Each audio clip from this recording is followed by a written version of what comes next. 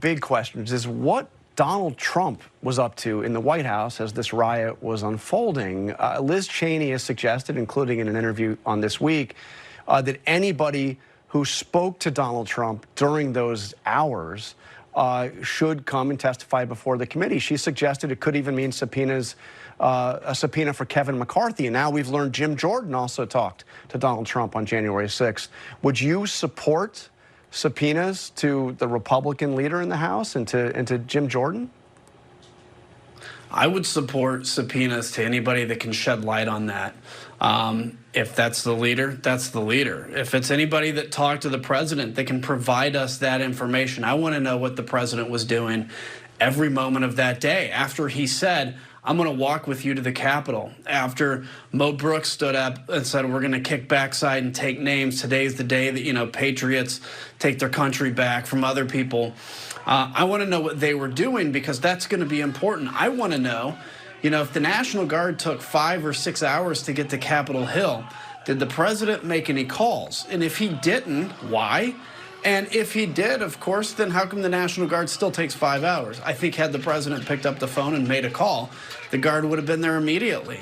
This is stuff that we can't, sweep under the rug of that was a whole 7 months ago, history that some people are trying to do because it's politically inconvenient. If anybody's scared of this investigation, I ask you one question, what are you afraid of?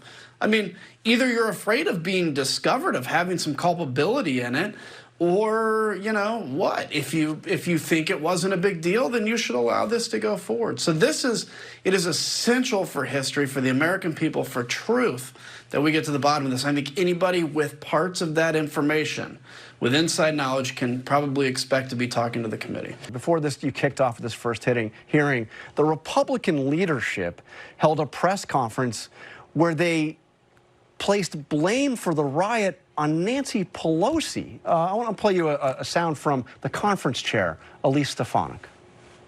The American people deserve to know the truth that Nancy Pelosi bears responsibility as Speaker of the House for the tragedy that occurred on January 6th.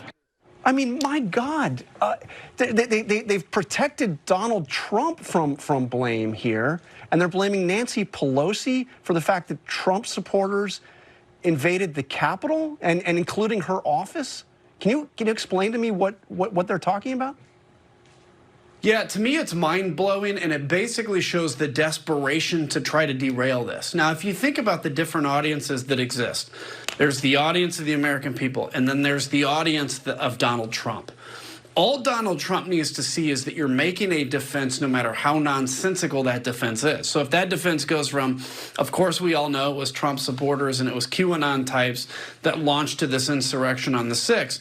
But if you stand in front of the proper news channel that Donald Trump watches and you say, this is Nancy Pelosi's fault, you've just done your job. It doesn't matter if it doesn't even make any sense anymore. What matters is that you've said something to placate him.